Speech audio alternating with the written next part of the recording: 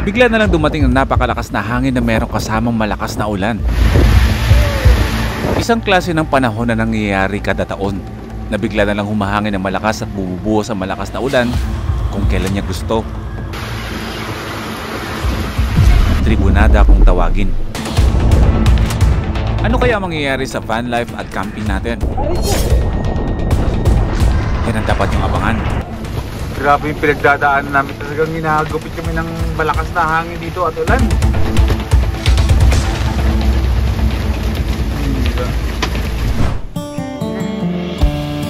Pagkatapos ka ng unforgettable camping experience natin dito sa Victorianas Hillview Campsite, ngayong araw ay tutuloy na tayo sa panibago nating destinasyon. Tara, car. Sige, washing natin. Tuloy na tayo sa ating destinasyon. Zambales. Pagkatapos natin magpaalam kay Kuya Aldin, ay itinuro niya sa atin kung saan natin pwedeng palinisan ang ating camper van. Ang hirap niyang tanggalin. Sobrang dumi ni Watod. Kung tao lang to, binatukan ako nito sa mga pinaggagawa ko sa kanya. Carwash yan. Grabe, daanan ni Watod. Hindi ng putik na mahal. Tinulungan na lang din ako ni Prisha linisin si Watod dahil nanlalambot na talaga ako sa pagod. Walang takas. Ready to fight? Yes. Tara na. And welcome back to another van life and camping episode. Ilang oras? 2 hours and 10 minutes. Mula dito sa Bani, Pangasinan, ngayong araw naman ay tutulak tayo papuntang Zambales. Woo! Medyo napagod ako dun tissue nga mahal. Yung mukha kong Makati. Amoy ano ka, putik. Para kang ano yan, tanim. Magsasaka? Oo, para kang magsasaka yung amoy. Huwag kang mag-alala. Pamilya naman talaga kami ng magsasaka. Kumite. Nasa Dasol pa lang pala tayo. Dasol, Pangasinan pa rin tayo. Okay, let's do this! Welcome back to another episode mga first timers, van life and camping episode. Mula dito sa Bani, Pangasinan ay babiyahe tayo ng mahigit 2 oras. Tayo naman ngayon ay papunta naman tayo ng Zambales. Kung naalala nyo dun sa mga sinabi ko sa unang vlog, gumawa tayo ng mini loop.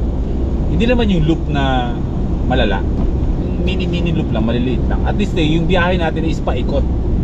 So may mga lugar talaga na madadaanan natin ulit. At may mga lugar na masarap balikan. Along the way ba, maabutan tayo ng hating gabi, ng tanghali. Kumain na tayo sa karinderya. Ano kayo masarap na tanghalian natin? Alam mo kung meron man akong pinanghihinayangan sa biyahe natin na hindi natin nakainan, yung pagdaan natin ng gabi sa Pangasinan na merong mga unlimited talaba. Kaso ang inaalala natin nun, walang laman yung tiyan natin. Oo, parang kakatakam talaga yung talaba.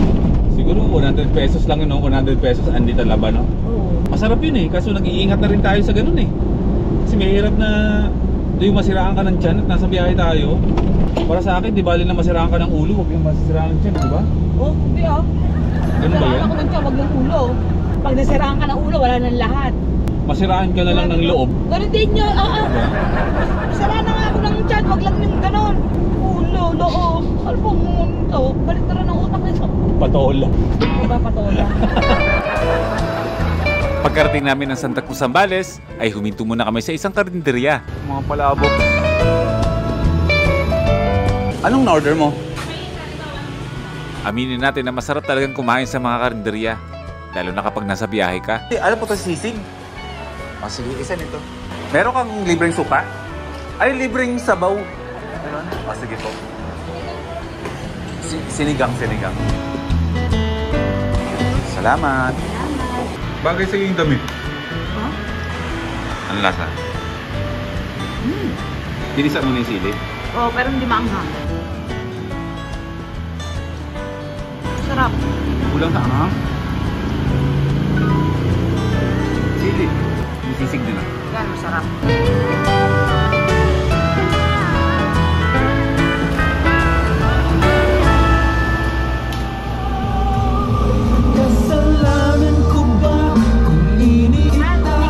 Bakit? Bagoong, may bagoong na tayo. Si Prisha, hanap ng bagoong. Magkano? 20 lang? O sige. Ang oras na lang. Palawit na tayo. Mantika, meron na rin. Parang lahat na yata ng bagoong gusto bilhin eh. Tama na yun isa lang. Ano pa bang bagoong hinahanap mo? Yung matamis nga. Ilang bagoong bang kailangan natin sa buhay? 2. Isang malat, isang matamis. Para balanse. Nakasahan na. Nakuha mo sa akin. Tara na. Tara kumanod yun. Now you're learning. Welcome back ulit dito mga first timers sa Zambales. Ilang kilometro na lang, palawig na. May tanong ako. Oh. Anong feeling ng may ikot mo yung Pilipinas? Kasi di ba pangarap ko rin? Pangarap mo rin kasi. Para kang magiging mas proud ka na maging Pilipino. Kasi nakita mo kung anong meron ka sa bansa mo. Para mas nagiging proud ka na Pinoy ka. Oo. Na meron palang ganito sa Pilipinas, ganito pala yung bansa ko. May magaganda naman pala mga lugar sa bansa ko na hindi ko kailangan tumawid ng ibang bansa para makakita ng magandang lugar, parang ganyan. Siyempre maganda rin naman tumawid kasi ibang bansa, di ba? Pero para sa akin, mas okay muna na mapuntahan ko talaga, maikot ko na maikot o mapuntahan lahat ng magagandang mga attraction sa Pilipinas bago ako pumunta ng ibang bansa. Magiging proud ka sa pagiging Pinoy mo. Ginagawa na nga natin. O ginagawa na nga natin unti-unti. Tsaka ito po yung nakakatawa kapag naikot mo na yung Pilipinas, lumiliit yung bansa para sa'yo. Parang yan lang yun. Oo, parang dyan na lang. Basta, imagine mo, di ba? Pag hindi mo pa naiikot yung buong Pilipinas, ang laki-laki ng Pilipinas, parang nakakapagod. Pero once na nagawa mo na yung pag-iikot ng Pilipinas, lumiliit siya. Pag tinignan mo yung mapa ng Pilipinas, maliit na siya sa tingin mo. Ganun. Alam mo kung gaano siya kaliit? Ganito na lang siya kaliit sa sa tattoo ko dito sa paa. Ganyan na lang. Hindi, literal nga nung itong tattoo ko sa paa. Diyan ako tumitingin dati kung saan ako nung nag-solo ako. Di ba sa vlog ko? O, andito na tayo banda. Palawig na tayo. Welcome to Palawig, sa bayan ng Zambales. O nga pala, Zambaleño nga pala ako. Now you tell me.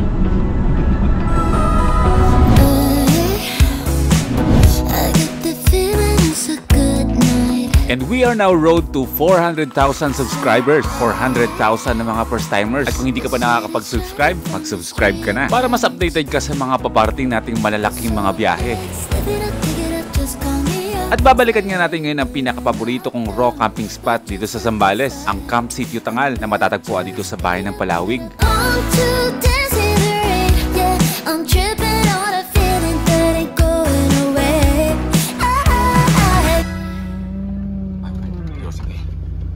Loaded ngayon ah. Tara, doon tayo sa dati nating pwesto. Talaga ni-reserve sa atin? Thank you, Sir Neil. Umuulan na naman ng mga first timers. Sinusundan tayo ng ulan.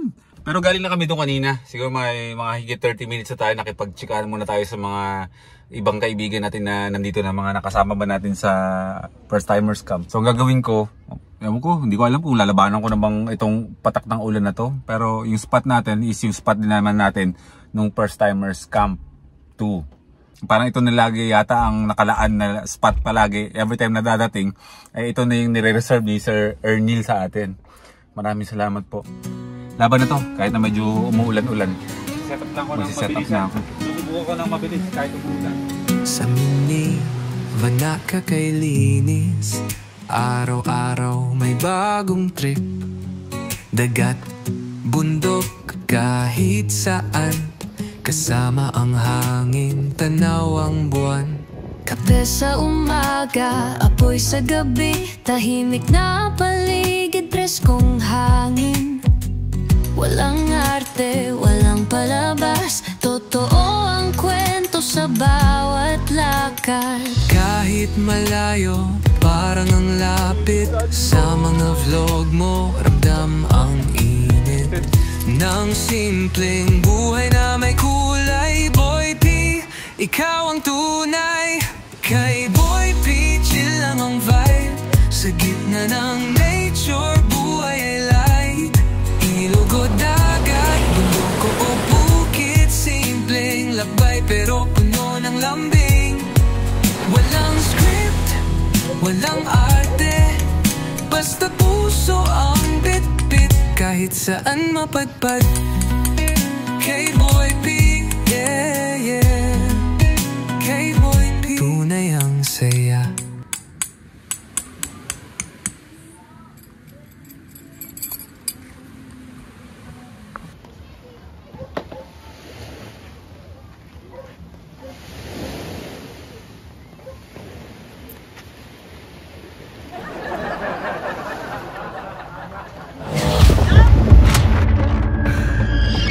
Bigla na lang dumating ang napakalakas na hangin na merong kasamang malakas na ulan. Isang klase ng panahon na nangyayari kada taon, na bigla na lang humahangin ng malakas at bumubuhos ang malakas na ulan kung kailan niya gusto. Tribunada kung tawagin. Hindi naman ito papasukin eh. Ay grabe yung ulan.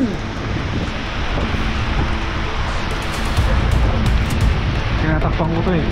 Kasi tumatagas kasi sa loob yung tubig sa sahig ni Watod. Sobrang lakas ng ulan. Yung mga damit namin, dito na kami nakisampay sa campsite kasi nga mahigit isang linggo na tayo nasa biyahe, eh wala na tayong masuot. Hey! Huwag na tayo tatamaan ng kidlat. Halos lahat ng mga campers nagpanik dahil sa sobrang lakas ng hangin. Ang mga tent at tarps nila nagsisiliparan. Kamusta naman? Grabe ito ah. Hardcore tayo dito ah. Dito ko lang sa Zambales narinig ang tawag sa panahon na ganito. Sabi nga ng mga lokal, ang tribunada ay ang panahon na nangtitrip lang. Pero imbis na problemahin ko yung panahon, in-enjoy ko na lang. Sarap.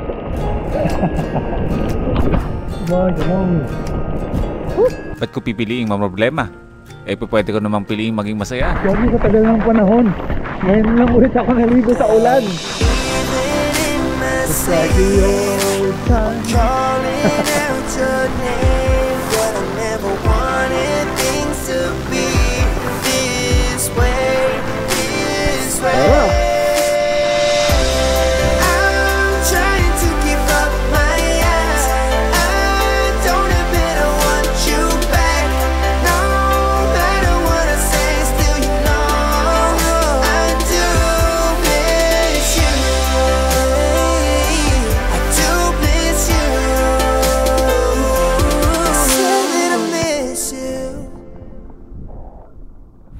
Kumalma naman ang panahon.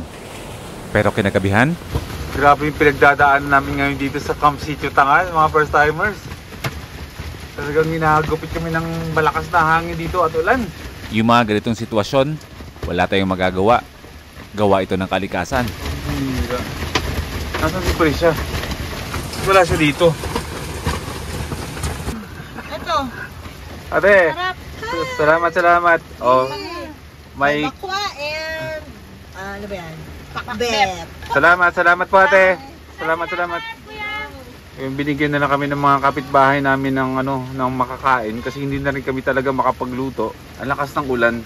Eh since na medyo busog naman kami, eh sabi namin hindi na kami maghahapunan eh. Kaso inalokan tayo ng mga kapitbahay natin. Goods na yan. May puto pa. Ha? Puto. May puto pa? Oo, sarap dito yun, no? Sausaw. O bukas na tayo magluto. Ayan, maraming salamat po sa mga kapitbahay namin na nabigay po ng pagkain namin. Balbakwa at saka ano yan? Pakbet. Okay, stop muna yung edit. Mamaya na yan. Kakain muna kami. Mainit habang mainit. Kahit na masama ang panahon, food trip ang trip nitong dalawa. Kapangalan ni Mikmik. Shoutout mo si Mikmik. Oo nga lang si Mikmik. Nanonood sa'yo yung dalawa. Pakita mo sa kanya yan. Ito yung nakakasamid. Mikmik. Alam mo, may tindahan dito. Kamusta ate ang iyong ulirat?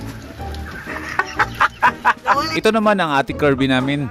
Ang pinaka-aligaga kanina nung pinagtitripan kami ng tribunada. Wala yung lasing ko. Wala na yun. Baka nagtataka kayo kung bakit may mga ganyan kaganapan kami sa camping, mga first timers ha. Kapag nasa campsite kami, isa yan sa mga pinaka-normal na nakagawian ng mga campers na kapag may nagluluto ay inaalok yan sa mga katabi. Ang tawag namin doon is kapitbahay. And since na kami talaga ay aminado naman na pagod at hindi rin kami nakapagluto. Though busog naman kami. Pero syempre, yung mga ganyan, mga alok ba, mga ano yun in kind yun Kaya galing yun sa mga, inalok sa inyo, inalok yun sa amin ng totoo, galing yun sa mga kaibuturan ng kanilang mga puso. So, tatanggapin natin yun na meron pagpapasalamat. Bukas, magluluto tayo na kung anong meron tayo at i-alok din naman natin yun sa iba. Ganyan ang kultura ng camping. Bigay ko sa'yo ha. O dito, huwag mong itatawid sa laptop dito sa gilid. Mahal, ganito ang paghawak. Kasi mainit talaga siya. Mainit talaga siya, mahal. Hindi mo siya pwedeng mamakam talaga. Kaya yan, may paraan dyan. Sa liit ng bahay natin na to, lahat ng mga galaw dito para paraan. Eh, nga, balbakwa. Iba yung ibang balbakwa nila. Balbakwang ano ba to? Balbakwang Sambales. Sambales niluto Di, may sinabi. Ate, anong balbakwa to? Balbakwang Tagalog, ganon, mga ganon. Ilonggo, Ilonggo. Okay, balbakwang Ilonggo. Nga man, namit kayo. Wait lang. Ilonggo kagente? Sige dente, di ko makadto te. Ikaw na ta. Kaya nagutom na gid ko. Kabalo ka Ilonggo ba? Mga unta bala ay. Kung kukumparin ko siya sa balbakwa ng Mindanao, ng Davao City, malayo siya, mahal. Oo, malayo. Iba siya. Hindi ko sinasabi na mas masarap ang Davao or mas masarap ito. Kasi bawat lugar naman kasi may mga kanya-kanyang timpla yan. Magkaiba talaga yan. Pero syempre dapat marunong kang maghiwalay ng pag-appreciate ng luto. Kasi kung lagi kang may comparison sa ilaw na nabibili mo sa Shopee at Lazada, pareho talaga ngayang dispalinghado.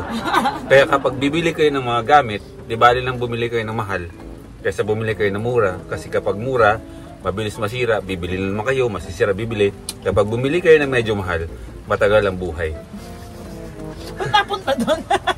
Yung ilaw kasi sa Lazada, scam nakasaksak na sa charger, namamatay pa. Ano ba yan? Okay, balik tayo sa balbakwa, mga first timers. Masarap ang balbakwa ng Shopee. Kaya naman pala mahal, hindi naka-on ng DC. Hindi ba nakabag-on ng DC? So kasalanan ko pala. Sinisisi mo yung ilaw, ikaw naman pala may kasalanan. Kasalanan ng Bluetti. Tinago-on ko sa. Ayun. Kung balik na tayo sa topic na si Davao is malapot, more on balat at taba ng kalabaw. Ito is laman loob. Pareho silang masarap. Magkakaiba sila ng lasa. Pero pareho silang tinawag ng balbakwa. Wala, pagkatapos ito mga first timers, ako yung mag-edit lang kung hanggang kailan kaya ng diwa ko. Pero hindi kami hindi kami disappointed na umulan na. Umulan, arawin, basta ganun. Basta nasa camping tayo, kung anong binibigay sa atin ng sitwasyon ng panahon, walang problema. Basta nagka-camping tayo. Di ba? Ulan ka lang, campers kami. Yan ang mga sabi nila kanina habang naglilibaran yung mga tent nila. Ganun na yung sitwasyon, pero nakangiti ba lang sila? Pagpapahalaga yun sa tinatawag na kaligayahan. Hindi nagfo-focus yung isipan sa bad trip naman kasi inulan yung camping. Hindi. Parte ng buhay ng pagkakamping ang ulanin, ang bagyuhin, ang hampasin ng malakas ng hangin, ang pagpawisan sa tent kapag tag-init. Lahat yan nangyayari. Masaya ka kasi ginagawa mo yung pagkakamping. Yun ang mahalaga. At yun ang pinapahalagahan natin.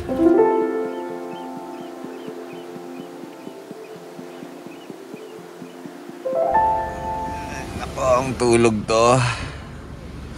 Bago na tayo. Bugtaw na. Oo nga. Ganun pa rin. Mukhang masama pa rin ang panahon. Ang breakfast natin. Yung puto. Noodles. May ano tayo dyan, may itlog. May noodles. May mga sausage tayo. Pwede na yun. Tapos kung may lalabas mamaya, pwede tayong gulay. Gulay talaga gusto ko. So, sinigang na baboy, mahal. Sinigang na baboy na may gulay. Damihan mo gulay. Mm. Sisigang. Iniisip ko first timers camp. Parang yung ano, yung pakiramdam ng pagising ko, kailangan kong lakarin mula simula hanggang dulo. Hindi pala. Regular pala na araw to. Kasi no first timers camp, 3 days yun eh. Mula dulo, pinakadulong camper hanggang dun sa pinakadulo. Di ba? Araw-araw nating nilalakad. Oo, pares tayo. Nilalakad natin. Magkahiwalay tayo, di ba? Every time sa sobrang laki ng Camp Sitio Tangal, yung pagbalik mo dito, yung nanginginig-ginig yung mga muscle mo. Pero busog ka naman pagbalik, ano? Oo. Nakakapis yung ganun. At least, di ba, nabisita mo lahat. Lahat ng mga campers, araw-araw. Bangon yung nabi, Jennifer. Bangon yung nabi, tro adlaw gon. Gagahapat kita. Ano, karon nga, kung hindi ka ting bugtaw na hindi ka ting magbugtaw. Kung hindi ka ting magpabangonon, hindi ka ting magbangon. Mamatay, takata sa gutom ka ra. Oh, umatagad sa gutom, umagahan pa lang. Kasi gayon, tindog yung nabi una. Doon na ron hay, bagyuhon yung man kita iya. Tapos uwapata hayaha. Tindog yun una. Ay agad nga ano ra, kulasa ra hay. Wat agad eh. Pwede yan gagawin. Ginagutom mo gutang. Sige ngon, tindog yun una. Ano ba? Sinasabi mo. Bakit? Salitang aklanon yun, aklanon ako eh. Boy, bakit? Alam ko ba? Ba't ganun yung boses mo? Kaboses mo si... Sino ba yung ano? Sino ba yung komedyanteng ano? Yung... Yung mabilis uminit yung ulo? Si Napoleon, ano? Alam ko ba? Hindi na naman tayo makapagluto. I-invite tayo ni Sinal kumain. Nagluto na to eh. Tara na. Masarap. Baka na rin magkape. Kaya. Tara na. Naya ka pa kay Sir Ney. Eh ganyan talaga niya tayo tratuhin dito eh. Wala tayo magagawa eh. Mahal na mahal tayo yun eh. Apa! Magpapalab lang kay Apa. Labo naman yan eh. Labo yan. Sana mamaya hindi na umulan ng malakas. Para hindi lang tayo lagi nakakulong. Nakangiti. Nakangiti. Naimbitahan nga tayong mag-agahan kasama ang mga staff and crew ng Camp Sitio Tangal. Wala na daw yung manok kong inaregalo sa akin ng isang first timer ng first timers camp. Anong ginawa? Nalungkot siguro, nagpatiwakal. Iniwan ko kasi talaga dito yun kasi nga wala kasi tayong mapaglagyan ng manok. Sabi ko malawak dito sa Camp Sitio Tangal. Parang ako malaya ba siyang magliwaliw dyan, patakbo-takbo. Kasi ang balak daw kasi nila talaga patabain yung manok. Parang ganyan. Para pagbalik daw natin dito, meron tayong pwedeng ulamin. Siguro narinig niya. Inunahan na. O, inunahan niya tayo eh. Sabi niya, papatabain niyo ako tapos gagawin niyo rin akong ulam. Di ba, tapusin ko yung buhay ko. Nagising sila, ano na, wala na, matigas na daw nung pagising. Di ba, next time po. First timers come through. Manok ulit. Hindi, joke lang. Kaya na po. Itlog na crumbled at saka lang nag-isa. Yung mga campers bago magsiuwian, picture muna.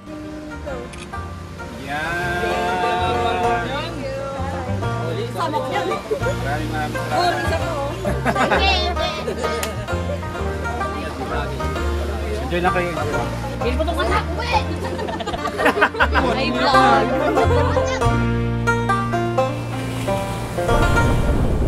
Ulan ba to o bagyo? At sinimulan na naman tayong pagtripa ng tribunada. Wala, sige!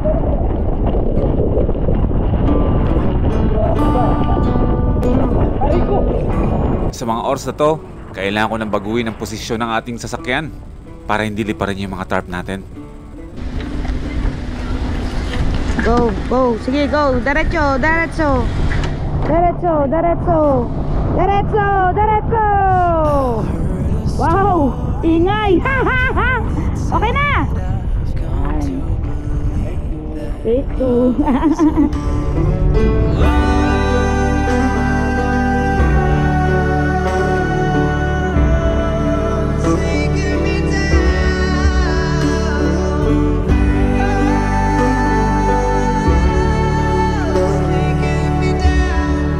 Taking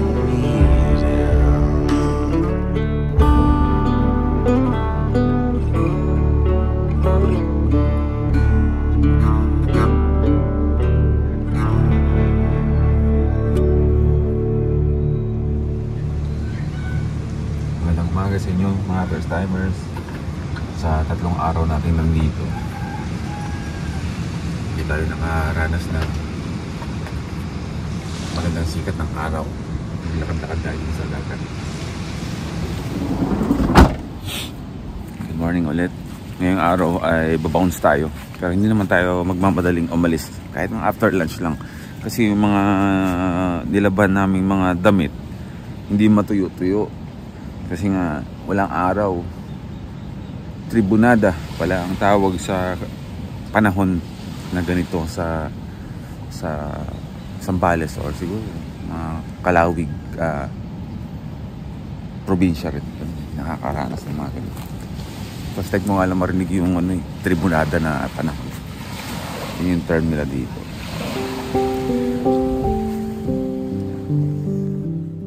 Yung mga nakarang araw, maraming mga campers dito. Kaso nag-siuwian na sila.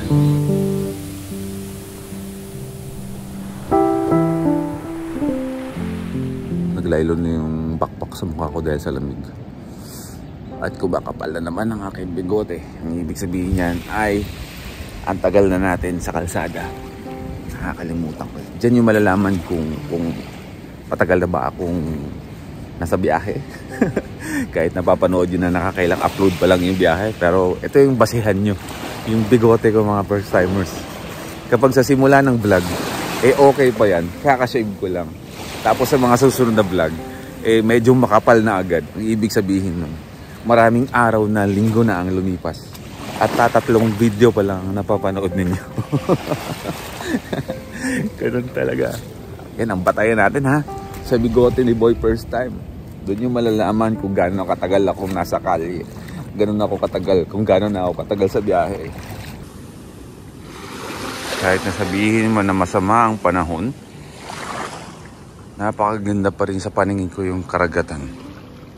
Walang magbabago sa pagtingin at pagmamahal ko sa karagatan. Promise. Ayoko muna magpaa. Nagkisinelas ako eh. Kasi nadali ako nung tinik na to. Ito. Alam niyo ba to? Ano ang tawag dito sa halaman na to? Sa puno pala. Halaman. Sa puno. Yun, napakatulis ng tinik nito. Yun, nagtatayo ako ng tent ko nakapaa ako. Boom! Nakaapak ako. 2 tusok. Ang sakit. Masakit pa sa isip ko na masakit. Yun. Mas masakit pa dun. Yun. 2 tumusok. Ngayon okay na. 3 araw kong ininda yung sakit. Paika-ika ako dito. Ngayon, all goods na. Nakita ko na naman itong bulaklak na to. Instagram ball. Wait lang. Ano tayo ng medyo fresh na pwede natin picturean. Iba yung feeling kapag nasa kabundukan ako. Iba rin yung pakiramdam na kapag ako ay nasa tapat ng karagatan. Yung ganyan. Iba. Yung pagkaspas ng tubig na yan, iba ang effect niya sa akin kaysa sa effect ng hangin na nakukuha ko sa mga kabundukan.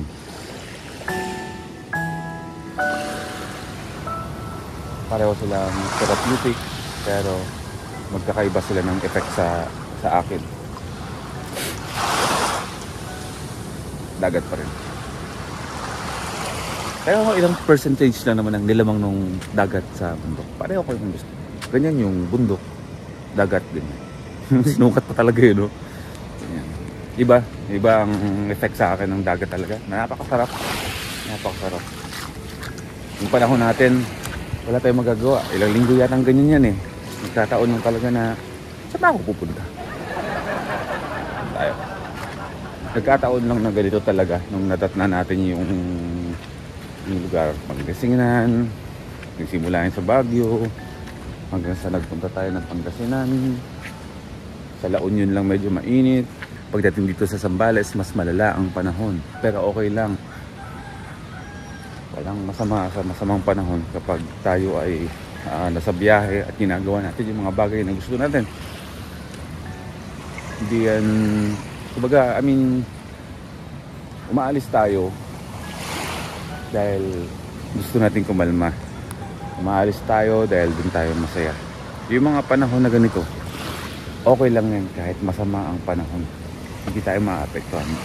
Ang binibigyan natin ng priority dito is kahit masama ang panahon, nagagawa natin yung mga bagay na nagpapakalma at nagpapasaya sa atin. Parang buhay ng tao. Masama ang panahon, nahagupit tayo ng malakas na ulan, may malalakas na alon, pero dadaan lang naman yan. Hindi naman yun habang buhay ganyan. Dapat alam natin kung ano yung dapat nating pahalagahan sa buhay. Kung ikukumpara natin yung panahon natin ngayon, dapat meron tayo laging realization sa mga biyahe natin eh. Mas masarap kasing ikumpara natin yung realidad, yung sitwasyon, kahit anong sitwasyon na dinadanas natin sa buhay natin. Laging magka-connect yan mga first timers. Lagi natin pwedeng i-compare, pwede natin palaging ihambing ganyan. Tulad ng masamang panahon, karagatan, inaambalos tayo ng malakas na ulan, ng hangin. Ano naman, diba? Ano ba ang bibigyan natin ng priority? Ang mabad trip ba tayo dahil inuulan tayo palagi? Ang mabad trip ba tayo dahil hindi tayo makapag-camp ng maayos? Yung van life natin medyo pahirapan. Hindi na ganun yung mindset ko. At kahit ikumpara sa buhay na totoong buhay, hindi na ganun. Mas pinapahalagang ko yung totoong appreciation kung bakit tayo nabubuhay. Kasi yung panahon natin ganito, normal yan. Yung mga bagay na hindi mo mapipigilan. Malakas na hangin, ulan, at kung ano-ano pa. Kahit may natutulog kami doon, halos dumapa yung tent namin sa sobrang lakas ng ulan, nakatayo pa rin. Ano pa pahalaga natin sa mga ganun kung ikukumpara natin sa buhay? Yung malakas na ulan, yung malakas na hangin na kumahampas sa tent nyo, na patumba-tumba? Hindi. Hindi ganun. Ang kailangan lang natin ay isang matibay at magandang tent, at yun ang altitude outdoor tent. Ilang beses na nangyari sa kanya yun, na ilang beses na nangyari sa kanya yung ganyan, na inulan ng hangin hanggang ngayon nakatayo. Altitude outdoor tent lang ang sakalam talaga hanggang sa akin, hanggang ngayon para sa akin. Pero joke lang yun, pero ibang topic yun. Balik tayo sa pagkukumpara, yung pagdidikit natin sa mga nangyayari sa realidad at sa totoong buhay natin. Kahit masama ang panahon, kahit inahampas ka ng malakas na ulan at hinihipang ka ng napakalakas na hangin, okay lang yun. Mas prioridad natin yung true meaning of life na normal lang sa buhay.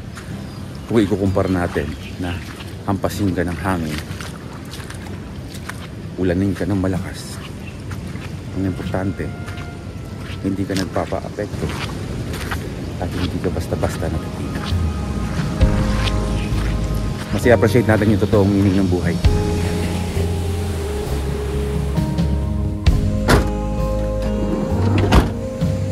Good. Alas 10 ng umaga. Hindi pa naman tayo alis, mga after lunch pa. Pero the usual na ginagawa ko pag gising at kunwari last day na, maaga pa lang. Sinisimulan ko na yung paglilinis pa, pagre-ready. Iniiwasan ko kasi yung, alam mo yun, yung dikit, yung nagpe-prepare ka, kakarga mo lahat, tapos sa andar, pagod yun. Tip lang naman yan kung gusto nyo. Kung last day nyo nasa spot, maaga pa lang, o unti-unti, tupiin nyo na yung dapat tupiin nyo, i-box nyo na yung mga dapat i-box, para hindi kayo pagod-pagod. Kamaya na yung on kasi papatuyuin ko pa yan. Kasabay lang natin ng breakfast yung mga staff ng Camp City Town.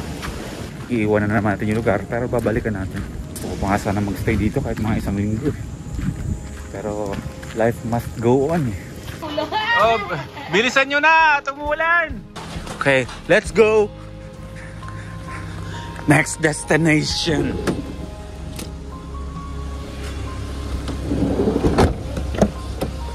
Abante na tayo. Sir Neil! Mahal yung aso. Bye-bye na! Bye-bye! See you again! Hanggang sa muli! Opo, ate, bye-bye! Let's go, let's go! Talagang susuungin na natin ang ulan na to mga first timers kasi mukhang hindi talaga titigil ang panahon na ganito. Bro! Thank you ah! Ay, bawal magkasakit ah. Okay. Sige, bye-bye! Bye-bye! Bye-bye muna pansamantala at tayo naman ay magkikita-kitang muli. Pero yung experience natin sa Camp Sitio Tangal ngayon, kakaiba siya tulad ng mga experience ng pagka-camping natin yan. Kasi dahil nasa panahon. Pero hindi ibig sabihin na ganito ang panahon is hindi masarap mag-camping dito. Kasi ganun talaga pag nagka-camping eh. Iba-iba yung weather. Iba yung satisfaction and comfort na nakukuha mo ng merong umuulan ng ganito. So, kahit sabihin natin na lumagpas ako, ay aatras lang tayo. Bakit ganito na ba ako mag-vlog ngayon? No? Laging nai-entra palagi. Lutang eh. No? So, panibagong experience na hindi natin makakalimutan sa Camp Sitio Tangal na talagang challenging eh. Pero yun talaga yun eh. Masarap talaga din mag-camping. Aminado na tayo na masarap mag-camping kapag umuulan. Lalo na kapag binabag-ibag. Ang sarap. Pero kayo mga first timers ha, bilhin namin to kasi mahaba ang panahon ng tag-ulan. Especially pag gusto niyo pumunta ng Camp Sitio Tangal, paalala ko ulit sa inyo, magdala kayo ng proper gear pang camping. Number 1, kailangan nyo ng waterproof na tent talaga. Pangalawa, syempre malakas ang hangin ngayon dahil tribunada season. Magdala kayo ng mga pegs, yung pako na pang tent. Hanggat maaari yung mahaba kasi malakas yung hangin. Mas malalim na baon sa buhangin, mas stable yung tent natin. Sa pamilya namin sa Camp Sitio Tangal, maraming salamat po palagi sa mainit na pagtanggap sa amin. More campers to come at makakaasa kayo na nandito lang ako palagi para sa inyo. Next episode ay tutulak naman tayo sa San Narciso, Zambales para i-meet ang isang first timer na pangarap ang makasama tayo at mabisita ang kanyang base camp. Hi bro! Hello, what up? Nakita ko rin ang idol ko. Mountains calling. Wala akong masabi. Ginagawa mo nga doon, lumalangoy ka nga ng nakikipag-compete ka nga sa iba't ibang bansa. Ayun, bumibilis na siya. Yan ang mga dapat yung abangan. There's no